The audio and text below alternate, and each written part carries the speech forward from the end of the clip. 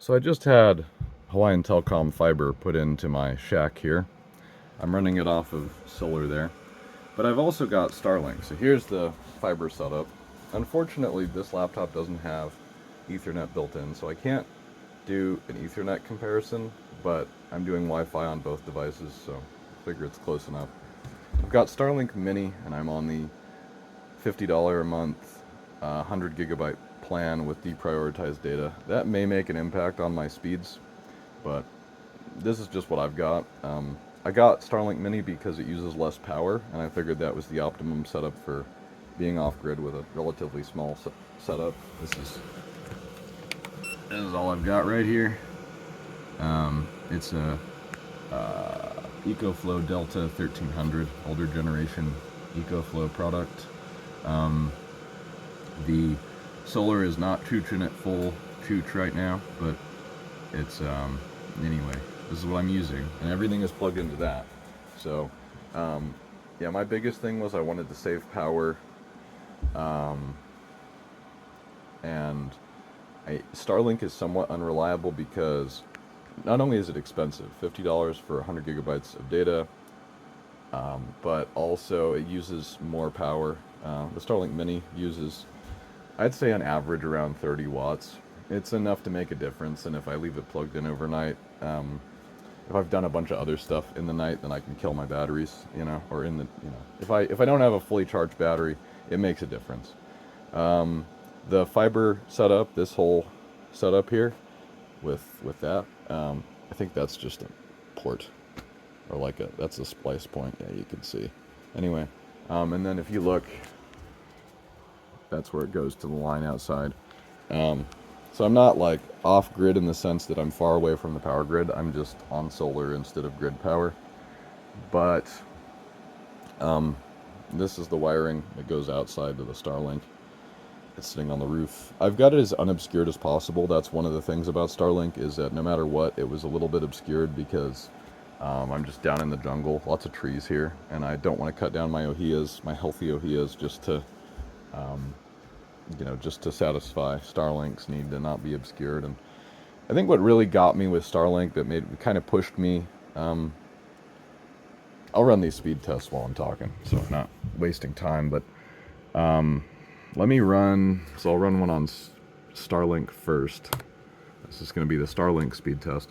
Anyway, I have the mini device because I want to save power, but I have to pay for a mini, like a mobile plan too. And I get deprioritized data, and it's freaking expensive. To get unlimited, it's $165 a month, which is just crazy for a home internet. So I was trying to get them to give me a discount of some sort. They wouldn't do that. I was like, okay, I get that maybe you can't give me a non-mobile plan, but they wouldn't even give me a discount for being stationary. So I figured, you know what, so the deal with Hawaiian Telecom is this. Their customer service call center is outsourced. Sounds like probably the Philippines, doesn't matter where it is. Point is, it's not here in Hawaii local, which means the people in that call center don't seem to know the situation here. And they could not figure out my address. My address is somewhat new. They didn't like that. Couldn't figure it out, and they didn't think it was on their network. Well, it obviously is, and I had to basically tell them, look, it is on your network. You just have to update your system to say that it is, because there's no way. What I did is I put in my neighbor's address, and they were in the system, but I wasn't. So I just pushed them and pushed them and pushed them, and eventually they gave me a call back and said, yeah, you're in the system now. It took like 3-4 phone calls to do that, and it took talking to a technician as well. On the ground, I just saw one of the trucks, and I was like, hey, can you help me? And they didn't actually have anything they could do, but they gave me another number to call, and I got a hold of somebody in Hawaii, and then that person, I think, is how I was able to kind of push it through. I could just tell from the way, their accent, they had a Hawaii accent, not a Philippines accent or whatever. But so anyway, Starlink uses about 30 to 50 watts ish, 30 to 45 watts, I would say, on average. If it's just idling, I'd say we're sitting at a constant, 30 watts, which it makes a difference when you have a small amount of power. And then The setup, I can't like show you on camera easily without unplugging and replugging stuff, and I don't want to go through all that right now, but you'll just have to take my word for it. The Hawaiian Telecom setup uses, or Hawaiian Telcom setup uses like 10 watts, and that's running at full tilt. It uses almost nothing. So this is Starlink. We're getting 73 milliseconds of latency. But keep in mind that it'll randomly jump up. It's doing well right now, but at random times when I assume there's no visible satellites because of the obstructions, which I did my best with them, but I'm not going to cut down my ohias.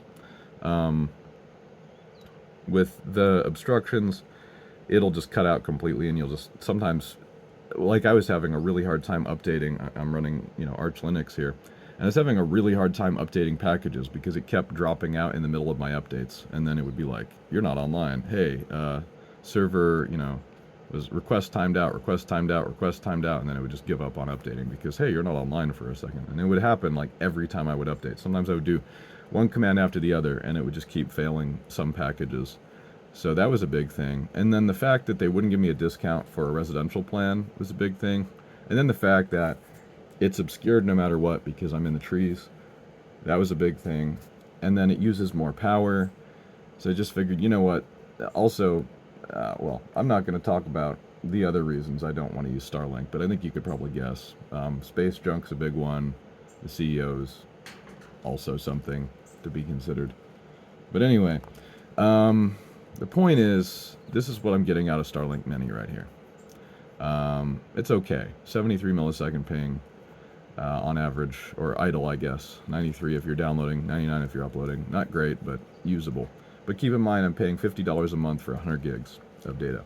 So let's flip over to, and I'm going to, just like with this one, I'm just going to let it go to whatever server it decides is the best server. So I'm going to refresh the page.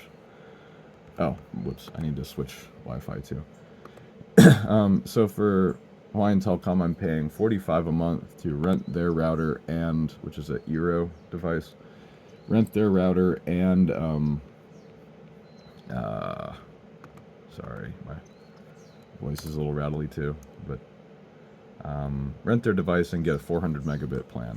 So I think I might upgrade too, because this is pretty great. I am getting, we'll see like over maybe a month if I continue to get the advertised speed, but 400 megabits up, 400 megabits down, symmetrical.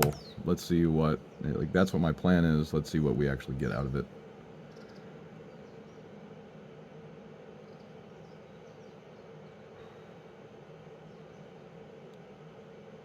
Let's see if we hit 400 before the test completes. Nice, we're getting a little over.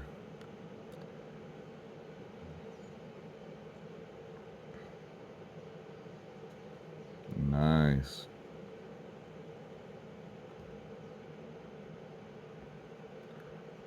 And I did notice we are pinging to a Hawaii server, so